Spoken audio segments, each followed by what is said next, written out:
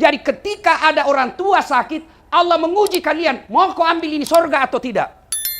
Tapi sayang seribu sayang, banyak anak diuji orang tuanya stroke, diuji orang tuanya kena serangan gula. Aduh, anaknya 1 tahun mulai mengeluh. Kenapa? Istrinya yang tidak sabar. Maka bu, hati-hati ki milih mantu. Kalau masih mahasiswa sanging kuku najina jaga, mana potong kuku pigitongi salon, mau kok kira-kira nak kasih kencing kalau sakit kok? Carita campur raktu. Namo, mana matana nasaritongi soplens. Bulu matana tak lapis-lapis. Kira-kira mau kok nabukakan pempersmu kalau stroke mako. Nah bilangi suaminya kasih masuk panti jompo itu orang tuamu. Itu gunanya orang hati-hati milih mantu. Maka dia nabita al-mautu babun. Mati adalah pintu yang setiap kita pasti melewatinya. Berarti Bapak Ibu sekalian, mau atau tidak, tiba saatnya pasti mati. Yang jadi masalah, bagaimana kondisimu mati. Itu tonsing kelebihannya kalau orang sakit dulu seperti almarhum. Ya komalase yolo napa naruntu ajalanna, ada kesempatan bertobat. Itu enaknya kalau sakit dulu. Ada kesempatan bertobat. Sakitnya sendiri kalau dia sabar, sakitnya sendiri itu sudah sakit dan dia sabar menggugurkan dosanya. Apalagi kalau dia melakukannya dengan memperbanyak istighfar. Itu kelebihannya orang kalau sakit. Tapi kekurangannya manreong koso. Kalau orang mampu, alhamdulillah. Dia mampu, tapi ada lagi kelemahannya. Apa? Membuat anak-anaknya bisa durhaka. Tidak semua anak diberikan ujian dan hadiah sakit ibu bapaknya baru meninggal. Maka kalau ada anak yang ibu bapaknya sakit, Allah sayang kalian. Kenapa? Allah ingin mendapatkanmu. Nah kasih kau hadiah pintu masuk surga. Tapi tidak semua anak menyadari. Ada 5, ada 7 anak, malase tomatoanna, sakit orang tuanya. Silakan kau ambil bagian-bagian dari kebaikan itu. Ada anaknya tawa kaya, tapi kan sibuk kiri kanan kasihan cari nafkah. Maka dia tidak bisa kasih kencing bapaknya. Dia tidak bisa kencing usap-usap keringatnya ibunya. Maka dia partisipasinya, dia belikan obat, dia tanggung semua rumah sakitnya. Ada juga tawa, pengangguran. Tidak ada uangnya, tapi waktunya banyak. Maka Allah kasih hadiah. Kau urusi kencingnya bapakmu. Kau gantikan pakaiannya. Kau gantikan tempat tidurnya. Kau yang rawat kau yang suap Itu semua. Jadi ketika ada orang tua sakit, Allah menguji kalian. Mau kau ambil ini sorga atau tidak? Tapi sayang seribu sayang. Banyak anak diuji orang tuanya stroke. Diuji orang tuanya kena serangan gula. Aduh. Anaknya 1 tahun mulai mengeluh. Kenapa? Istrinya yang tidak sabar. Maka bu, hati-hati ki milih mantu. Kalau masih mahasiswa sanging kuku najina jaga, mana potong kuku pigitongi salon, mau kok kira-kira nak kasih kencing kalau sakit kok? Carita campur raktu. Namo, mana matana nasaritongi soplens. Bulu matana tak lapis-lapis. Kira-kira mau kok nabukakan pempersmu kalau stroke mako. Nah bilangi suaminya kasih masuk panti jompo itu orang tuamu. Itu gunanya orang hati-hati milih mantu. Karena ada orang baik anaknya, istrinya panrasu-rasu. Banyak yang begitu. Bersaudara bagus kasihan. 4 bersaudara, sekandung seibu. Masya Allah baik rukun. Datang istrinya. Kan kau anak pertama. Selama hidupmu bapakmu banyak kau kasih. Selama hidupmu bapakmu semua kau yang ngurus. Sekarang meninggal apa kek kau bisa ambil di situ? Mulai itu. Maka ibu hati-hati ki. Untuk apa dia cerdas? Untuk apa dia cantik? Kalau sakit nanti kalau pensiun maki. Percaya ki itu yang pelihara kuku. Mana gigi nak kawat. Nak kasih soples batana. Rambut nak kasih kriwil-kriwil. Oh. Tena harapan. Mandreong koso. Betul kak. Lihat maki pelajari maki anak mantunya orang yang magaya. Justru yang miskin itu kodong. Yang alumni pesantren. Yang orang dari kampung. Itu yang ngurus nanti mertuanya ketika sakit. Maka paling celaka kalau mantu tak sudah jelek. Miskin. Vale, beleng-beleng. Nih. Nah, ada juga orang tidak sempat sakit. Ada. Tiba-tiba naik mobil, bak, mati kita. Ada tuh kelebihannya. Apa kelebihannya? Tidak makan ongkos. Iya toh? Apalagi kelebihannya? Anaknya tidak sempat punya dosa sama orang tuanya. Tapi apa kekurangannya? Tidak sempat tobat. Nah ini yang lebih parah. Kalau tidak sempat kita tobat. Apa mi kalau selama ini hidup ki 40 tahun. Malam tidak jelas kemana. Duhur tidak pernah hadir di masjid. Ramadan tidak pernah puasa. Puasa ji tapi pertengahan, akhir dan awal ji. Lebaran paling duluan dapat karena di masjid karena baju baru. Nah, tiba-tiba mati mendadak, serangan jantung, ditabrak mobil, tenggelam, naik sepeda. Untung saya ingat. Kata pas sepeda. Saya juga pas sepeda aja. Tapi jangan saiki itu bajuta yang sempi-sempi, itu melanggar syariat. Nah kita tidak tahu, banyak kan kita dengar itu orang lagi sepeda na mati. Bayangkan kalau kelihatan ini paha apa? Hah? Kelihatan? Tipisnya celanana baru. Oh mana? Mati kok begitu menghadap. Nah belender kok malaikat. Yang tadinya malaikat masih sana lihat kok pakai begitu. Hai cabut misalkan yang ini. Maka ibu bapak, saudara-saudara sekalian, masing-masing ada kelebihannya. Nah, yang pasti, yang kedua. Ya, yang kedua. Hidup ini, maka dia pun Allah Ta'ala. Wa mal hayatud dunya illa mata'ul hurur.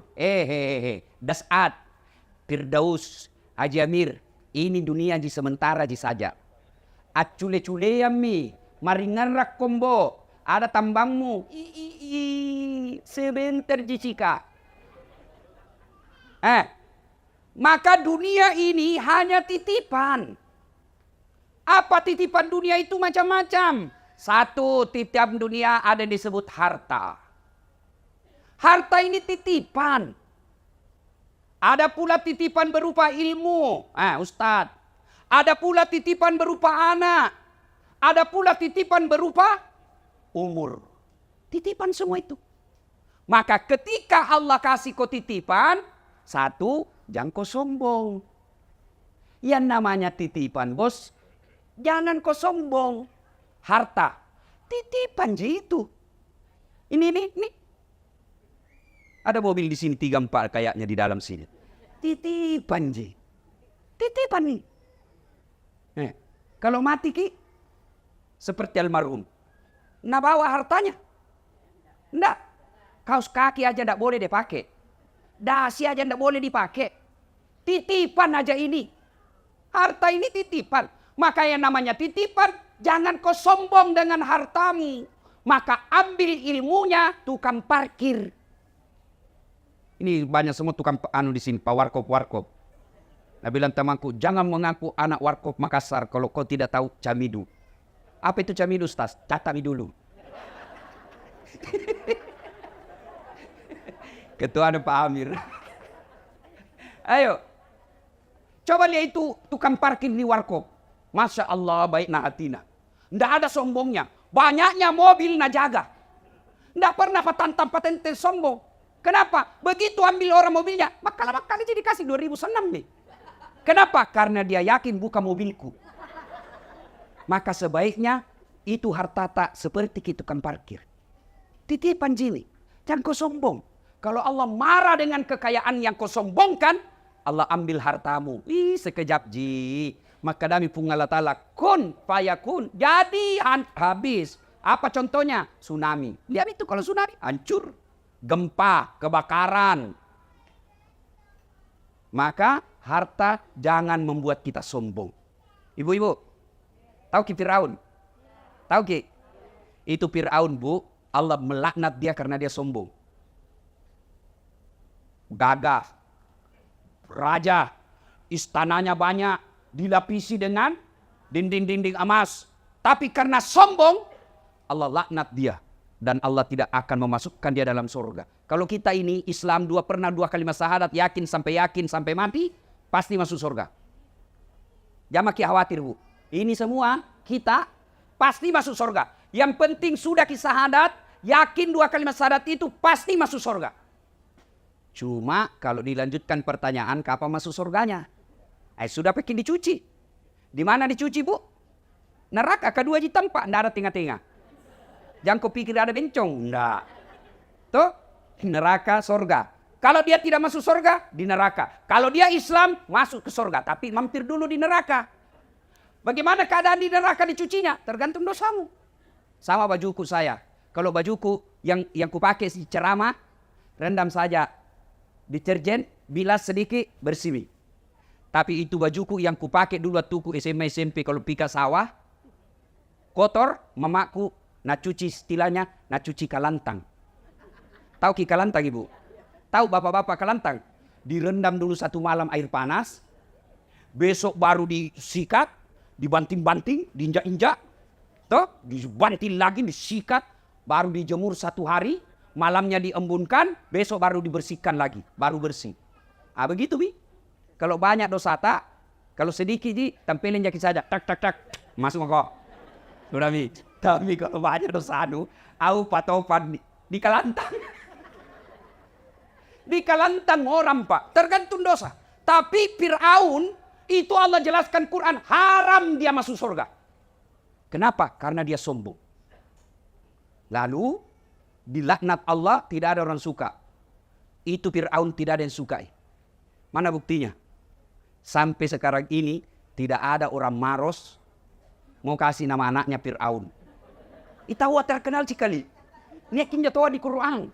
Raja. Tapi tidak ada orang mau kasih nama Fir'aun anaknya. Kenapa? Karena Fir'aun dilaknat Allah karena kesombongannya. Maka kaya jangan membuat sombong. Yang kedua, apalagi?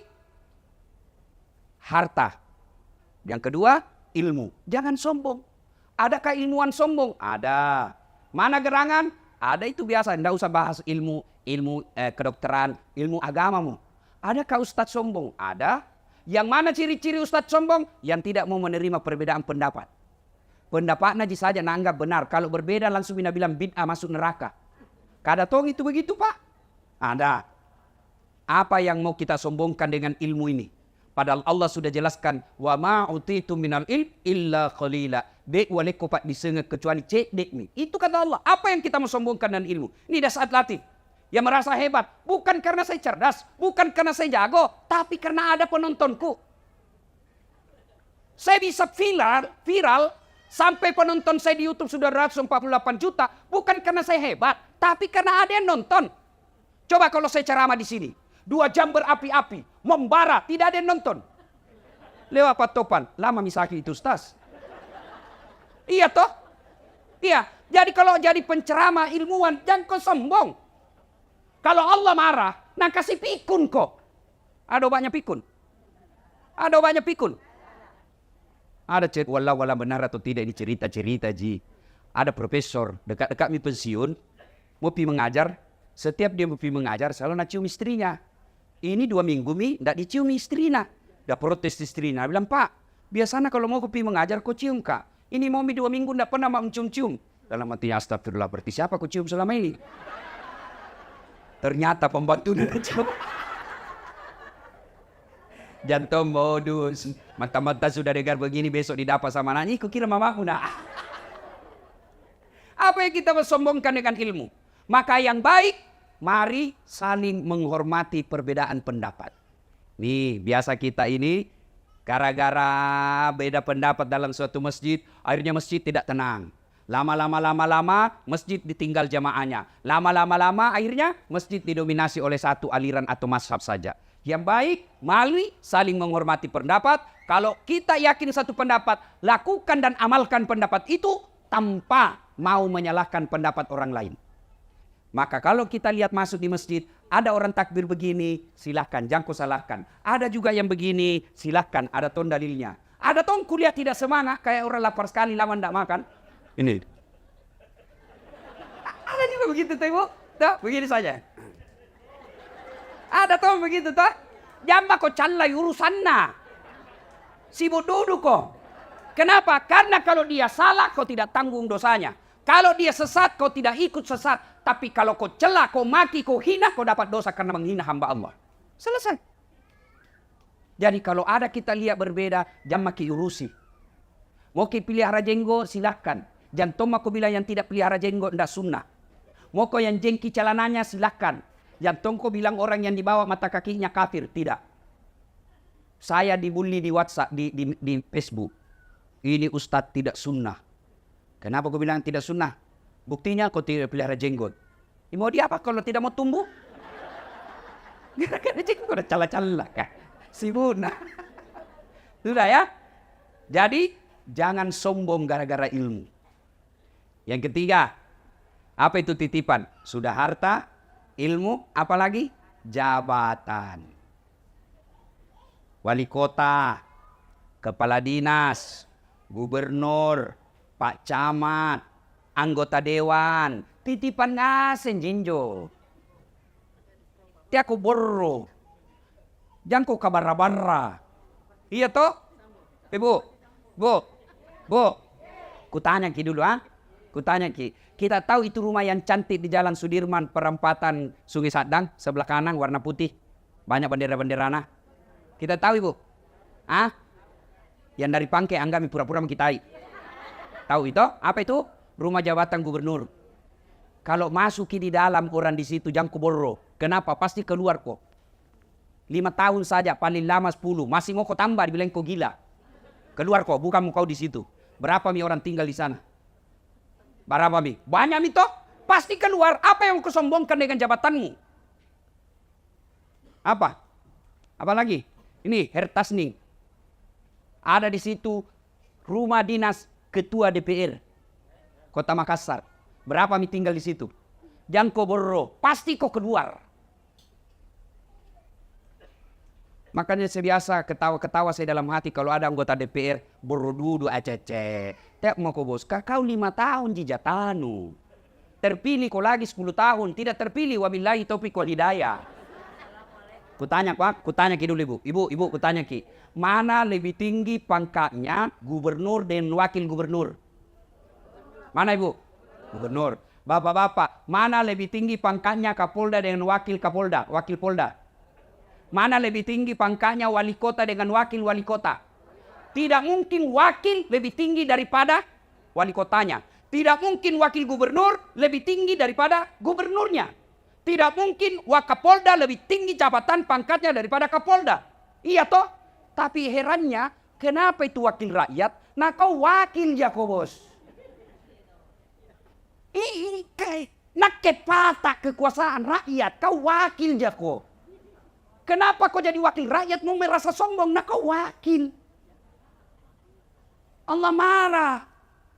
Kalau sombong, nah ambil kau punya kekuasaan. Maka cara mengambilnya ada yang hina seperti kita lihat sekarang di TV. Toh? Yang keempat, titipan karena waktu terbatas. Yang keempat titipan Allah, apa itu? Anak. Ada orang kesian 15 tahun menikah. Kesana kemari nih habis uangnya. Allah ndak kasih. Ndak ada anaknya. Maka semua ini pertama kalau dia titipan. Tiaku kabara-bara. Jangan kau sombong. Jangan kau takabur. Jangan kau borro. Yang kedua karena dia titipan. Maka jaga itu titipan Allah. Bagaimana cara menjaganya? Kalau dia harta. Menjaganya bukan dengan deposito ke bank. Bukan dengan membeli emas. Tapi kalau kau mau jaga itu hartamu. Mas sudahkah kau? Jangan kau beli. Bersedekah. Itulah cara paling aman menjaga hartamu. Nih. Coba. Rumah begini. Mewah. Ada mobil. Kalau meninggal kibu. Siapa tempati? Kalau meninggal ki? Istri kedua. Pasti nih bu. Kawin lagi. Jangan aku lagi pikir cemburu kalau dikubur. Nggak ada urusan cemburu orang dikubur. Iya toh? Nih, ibu-ibu nih. Yang banyak semua masna. Kuning-kuningan. Kalau mati ibu siapa pakai? Siapa pakai? Istri kedua. Teh, bago. Wabillahi taufiq wal hidayah. Itu, mama necek na dengar ceramahku ini tuh, na lihat tongi di YouTube. Nah lihat istriku ibu. Dia bilang, Ustaz, jadi kalau mati ya nanti, mau tongku kawin. Ku bilang, sini kau dulu sayang. Duduk kau di sini baik-baik ya. Ngapa kau panggil saya, nah istriku? Ku peluk-peluk baru ku bilang, sayangku, dengar ki baik-baik ya. Jangan kamu mati maki, masih hidup ki saja. Nah saya selalu berpikir kawin lagi. Apalagi pun nak mati bako. Makanya ibu bersedekah ki. Mau kemana?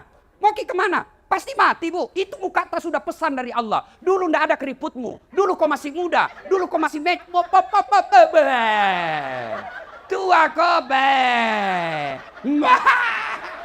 mau kemana? Pasti mati ki bos. Maka ibu, bu, dengar kak dulu. Enak nih tuh orang jadi orang kaya. Kenapa? Biar palsu dipakai. Nah bilang ki juga orang asli. Dia maki itu enak aja orang kaya. Mana palsu dipakai Nabi bilang, coba kalau istri dapat tahu pakai. Mana nak beli di Tanah Abang? Orang bilang tahu, tahu. Nabi bilang tepat, enggak mungkin, enggak masuk akal orang kaya itu. Itu susah orang miskin. Biar asli dipakai Nabi bilang kebekon ngale. Maka kita yang kaya sedekah kok. Maka selesai takziah nanti, kita yang kaya, panggil anak tak, apalagi yang sudah 60 tahun ke atas. Panggil itu anakmu. Nah, ini ada emasku 500 gram. Jual mau 400 gram, bikin kau mesti di kampung. Yang 100-nya, mari saya pakai. Belikan kak kembali yang palsu. Sudah. Maka enak, kaya di dunia, kaya di akhirat. Menjaga amanah harta, bukan dengan investasi tanah, bukan dengan beli rumah ini, bukan investasi dunia pasti. Tambah susah kau meninggalkannya. Maka caranya sedekah. Bu, pernah ada orang kita lihat bangkrut gara-gara sedekah? Pernah? Yang bangkrut gara-gara narkoba. Yang bangkrut gara-gara judi. Yang bangkrut gara-gara pemabuk. Yang bangkrut gara-gara selingkuh. Beda poligami selingkuh, ah? Iya sami.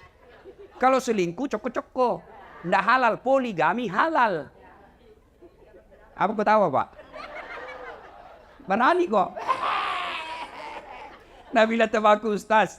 Orang lain istrinya semua singa. Alhamdulillah saya istriku di rumah Ustaz. Bukan macan bu. Kelinci. Nabila saya istriku kelinci Ustaz. Tapi saya menjadi kangkung.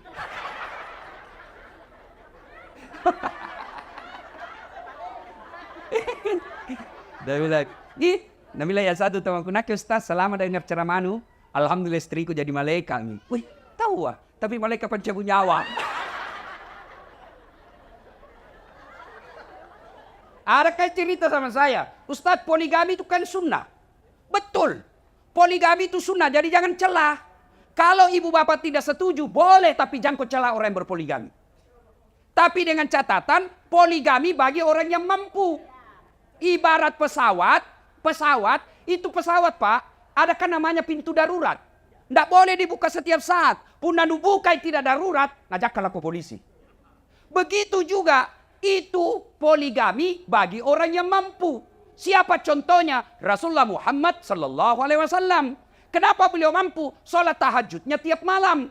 Kenapa beliau mampu? Senin Kamis tidak pernah lepas. Tiap pagi dia duha, bersedekah setiap saat di rumahnya. Tidak pernah kasar ngomong. Maka Allah kasih kemampuan. Kate, hari Jumat saja kau sembahyang, paling terlambat datang, paling cepat pulang. Orang khotbah kau tidur, motong kau poligami, nenek itu patah. Kalau tidak mampu jangan kau cari-cari susah. Maka amanah sedekah. Ya bu? Dan itu orang dermawan, orang senang. Meskipun sudah meninggal orang masih mengenangnya. Iya toh? Tapi kalau saya kiki, jangankan meninggal, masih hidup kisah saja, dan doakan ke orang. Coba kalau orang dermawan, pikir siara kubur, antar kubur orang meninggal, dilewati kuburnya, tahu wah. Baik sekali ini orang teman tetangga atau hidup, suka kina traktir, doakan kita wah. Sudah 5 tahun meninggal, masih didoakan. Tapi kalau orang seke, jangankan mati Pak, masih hidup saja, lewat di kompleks mobilnya, tabrakan lalu. Kukira tuh mau kena kasih naik, ternyata nak kelas sonja. Maka bersedekahlah. Cara memelihara harta yang Allah berikan, sedekah. Yang kedua, anak. Bagaimana cara memeliharanya? Jadikan anakmu soleh dan soleha. Apa Allah melarang anak kita jadi kontraktor? Tidak. Apa Allah melarang anak kita jadi dokter? Bagus. Apa Allah melarang anak kita jadi anggota DPR? Tidak. Tapi Allah minta jadikan anakmu pejabat yang memperhatikan agama. Bu, ibu. Hei, bu. Kira-kira kalau masuk makin dikubur sama doang yang ki. Suami. Nalemi orang lain. Siapa doakan ki kira-kira? Ini kenyataan, Ibu. Ada temanku dulu haji, meninggal istrinya. Waktu meninggal istrinya dia bengkak matanya, Pak. Baru sangku lihat laki-laki bengkak matanya menang. Biasanya kan sedikit dia baru terima tamunya orang. Itu pun stres tapi merokok ji. Ini tahu bengkak matanya menangis. Dia bilang, Ustaz, saya bisa sampai seperti ini karena hebatnya ini istriku. Rasanya tidak bisa melanjutkan hidupku. Separuh jiwaku ikut bersama istriku. Dalam hatiku pengaruh lagu. Sekali nih, Ibu, belum setengah tahun. Pihak jogging di Karebosi. Tuh jogging nggak? Be, ada ketemu. Ada di sampingnya cewek, muda, putih, panjang rambutnya. Nggak pakai jilbab. Ku senggol itu teman ngajiku. Nih gaya roh. Siapa namanya? Yang baru Ustaz. Siapa doakan Ibu? Siapa? Maka kalau mau lihat sekarang masa depan tak dikubur, lihat tak nak tak sekarang. Kalau malam Jumat mengaji baca Yasin di kamarnya, alhamdulillah. Subuh dia pergi ke masjid jamaah, tanam maki Bu. Jamaah kita masuk al kubur tak ada doakan ki. Tapi kita tengok kamarnya main game. Tengok lagi main game lah. Datang bapaknya, lapisi HP-nya dengan buku. Dikirim membaca padahal HP-nya di dalam. Hati-hati. Serius kah ini, Pak? Serius kah? Saya kalau meninggal, saya tidak harap didoakan sama istriku. Bisa jadi jodohnya terbuka lagi setelah saya meninggal. Apa, Mi? Jangankan Bapak meninggal, nah kena aku saja stroke. Tidak bisa bicara, tidak bisa goyang. Nah bawa mi istrimu mantan pacarna waktu nak kuliah. Begini Bapak.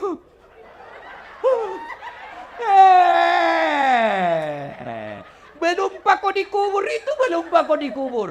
Apai? Maka anakmu jadikan apa nu rasa ini? Hah? Itu bayangkan mi. Nah kena kau stroke, ndak bisa kau bicara, lu kencingin dirimu, ndak bisa kau goyang, baru istrimu nak bawa mantan pacarnya yang duda. Begini bakal turun. Dia bilang bunuh mak, bunuh mak. Makanya Bapak Ibu sekalian, doakan anakmu. Bagaimana cara jadi anak yang soleh dan soleha? Baca ki Quran kodong. Baca ki Quran. Ada itu dalam surah Luqman. Jelas itu dibahas oleh Allah mulai dari surah Luqman ayat 14. Ya bunayya, wahai anakku, jangan kau serikatkan Allah. Jak ngupat dua puangnya. Beneta lagi dia namanya lipat dua. Apalagi pungan Allah Ta'ala. Ajarkan anakmu dari kecil. Kul huwallahu ahad. Dia tidak tahu tafsir Ustaz. Kasih lagu karena anak-anak senang lagu. Katakan Tuhan itu satu. Rama. Iya toh. Yang mau ku kasih adik lagu-lagu patolo-tolo. Bu ami belaulan kupu-kupu. Siap makan nasi. Kalau malam minum susu. Malah kupu-kupu makan nasi dong.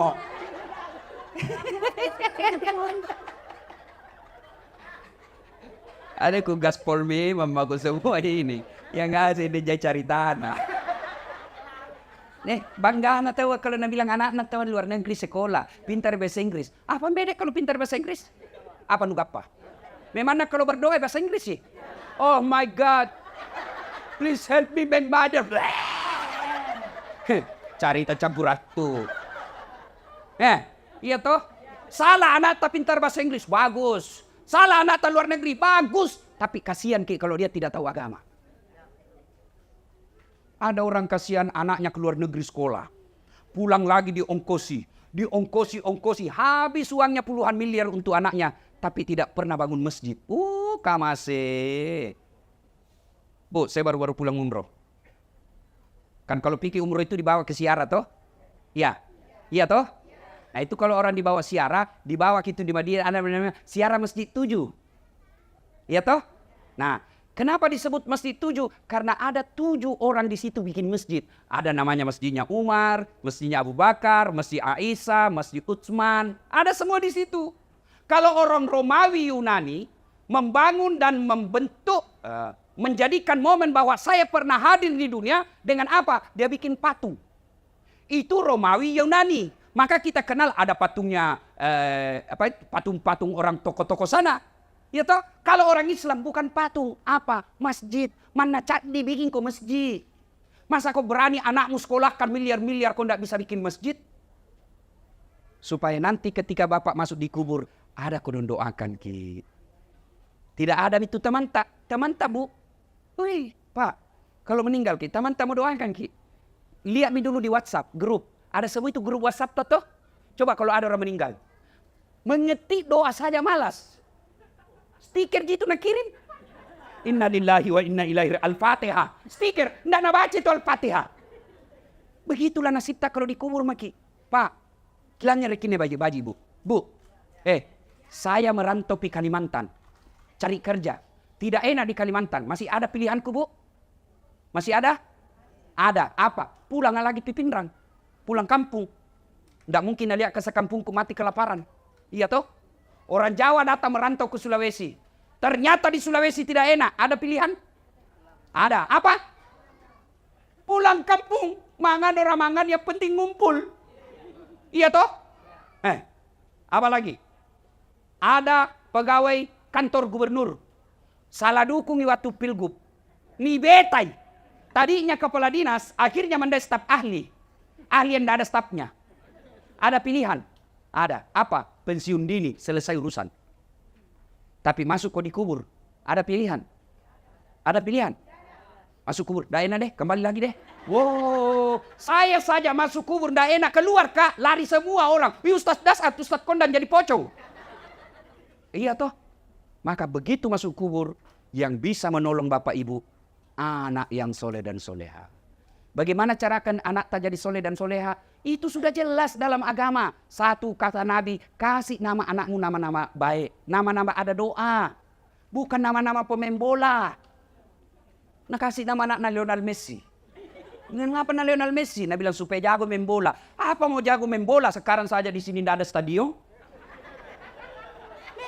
Main bola tidak ada stadion. Satu, kasih nama yang baik. Dua, jangan kau kasih makan uang haram anakmu.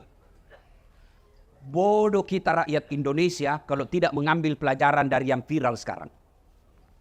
Kalau darah dagingnya anak istrimu suka makan uang haram, pasti tidak beres pikirannya. Kalau anakmu selalu kau kasih makan uang haram, pasti tidak beres akal pikirannya. Itu Nabi sudah jelaskan. Mata bawa nojek ko Nabi podako. Tapi kalau anak dipelihara dari yang haram-haram, tidak pernah disentuhkan makan haram. Bapaknya kontrak-kontrak, bapaknya tukang servis, bapaknya tambal ban, tapi anaknya nanti yang ngangkat derajatnya. Pasti begitu. Lihat saja. Itu guru-guru ngaji. Yang anaknya, dulu di kampung dihina guru-guru ngaji. Karena dia pelihara anaknya baik-baik, Masya Allah anaknya yang angkat harkat dan martabatnya. Maka bapak ibu, bapak yang sudah terlanjur menghalalkan segala cari nafkah, jangan putus asa. Segera bertobat, kasih kembali itu barangnya orang yang kuambil. Maka istri yang baik, kalau datang suami tak bawa, maka pertanyaan pertama, Pak, halal ji ini? Biasanya 5 juta ji Pak. Kenapa ini 5.500.000? Dari mana 500-nya? Halal ji. Kalau nak bilang halal, bawa. Kalau nak bilang tidak jelas, kita mau makan nih. Jangan kasih makan anakku, saya tidak mau. Bisa ki Bu? Bisa? Kalau 500.000 bisa. 50 juta? Gue bukan ada sini. 3.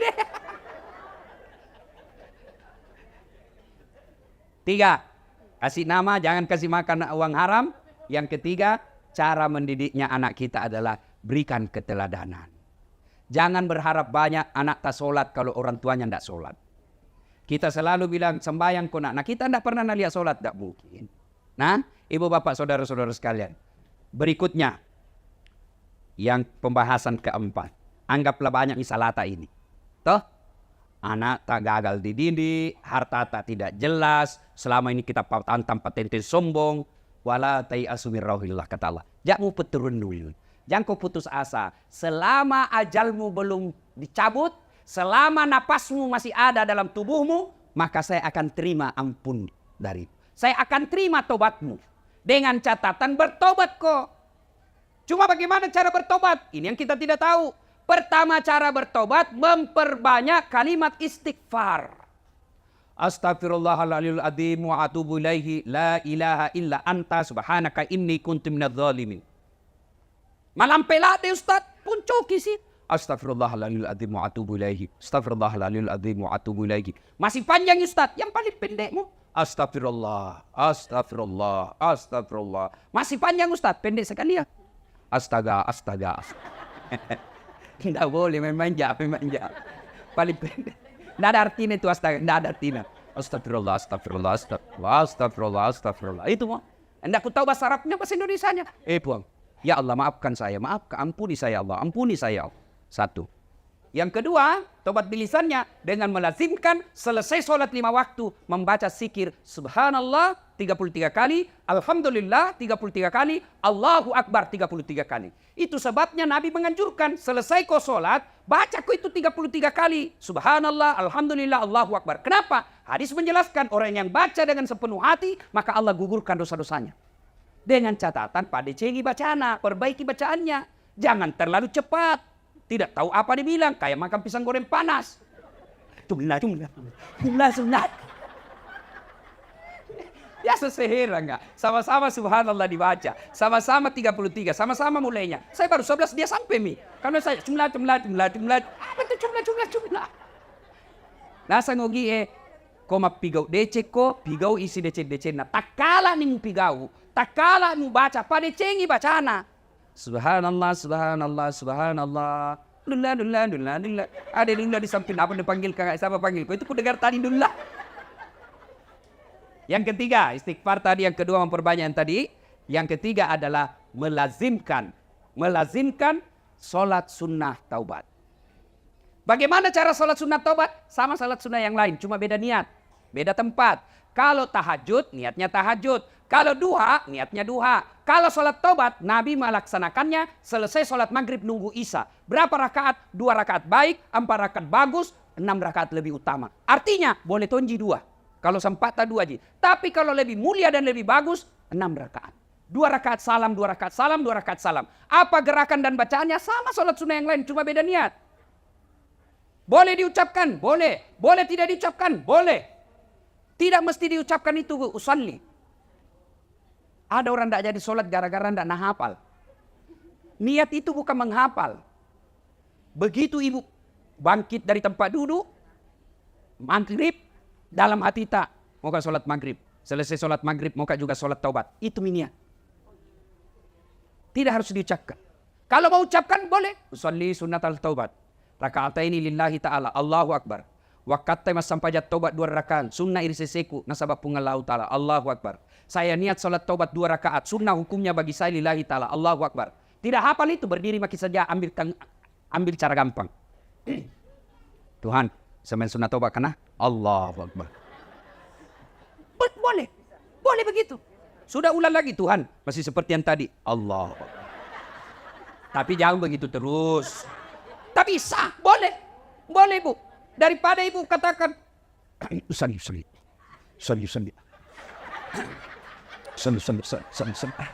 Amai sembilan ya. Iya toh? Kita bukan ke orang Arab. Ya, maka niat tidak harus diucapkan. Boleh dalam hati. Makanya coba lihat kalau pergi tanah suci, lihat orang Arab Bu. Kalau masuk masjid, jalan itu begini toh. Jalan ini. Ya. Allahu Akbar. Langsung gitu, berdiri tegak. Allahu Akbar. Kalau kita kan selalu dulu.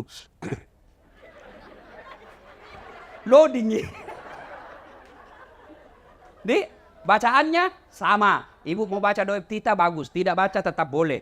Baca Al-Fatihah, baca surat pendek, ruku, i'tidal, sujud, duduk di antara 2 sujud, sujud lagi, naik lagi dan seterusnya. Assalamualaikum warahmatullahi. Di mana tobatnya? Sujud terakhir. Dengan catatan kalau mazhab Syafi'i jangan ucapkan, dalam hati saja. Itu bagaimana caranya? Tahu mungkin. Anggap dalam hati ini gua, anggap dalam hati. Karena kalau ku jelaskan ki dalam hati tidak mengerti ki.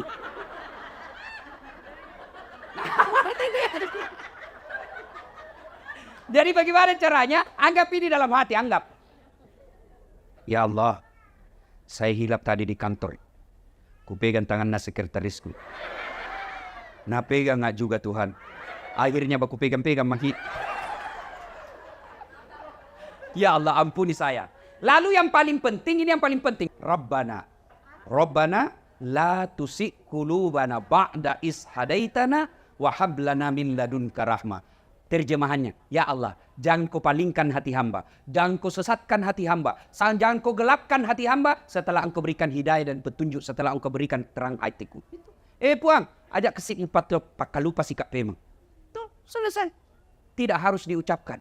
Kalau mau ucapkan, nanti setelah begini.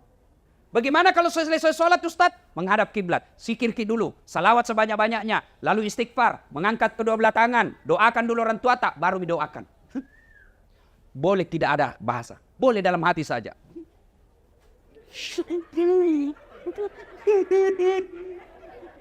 Oh, baru kawin lagi suaminya. Berdoa, tidak harus diucapkan. Nah, namanya salat sunnah taubat. Yang berikutnya cara bertobat. Setelah memperbanyak lisan tadi, yang kedua dengan salat sunnah taubat, yang ketiga adalah mengganti kesalahan dengan kebaikan-kebaikan. Kalau selama ini tidak pakai jilbab, dia bertobat, maka wajib sudah dipakai jilbab. Tidak bisa lagi katakan, yang penting kan hatimu. Tidak boleh. Kalau selama ini masih suka judi, bertobat, buang semua hasil judimu, maka kau lakukan yang kebaikan, ganti dengan amal-amal soleh. Dan kalau kita bertobat dengan sepenuh hati, Allahu Akbar, maka di punggung Allah Ta'ala, Innallaha yuhibbut tawwabina. Saya cinta kau hambaku yang bertobat. Sudah berdosa, lalu datang membawa dosa kepada Allah, lalu dia bertobat, maka di punggung Allah Ta'ala, mega dosamu, adam pengekku lebih mega pak. Maloppo dosamu, lebih maloppo pak adam pengekku. Berarti yang jadi masalah bukan dosa, yang jadi masalah mau ndak kita bertobat.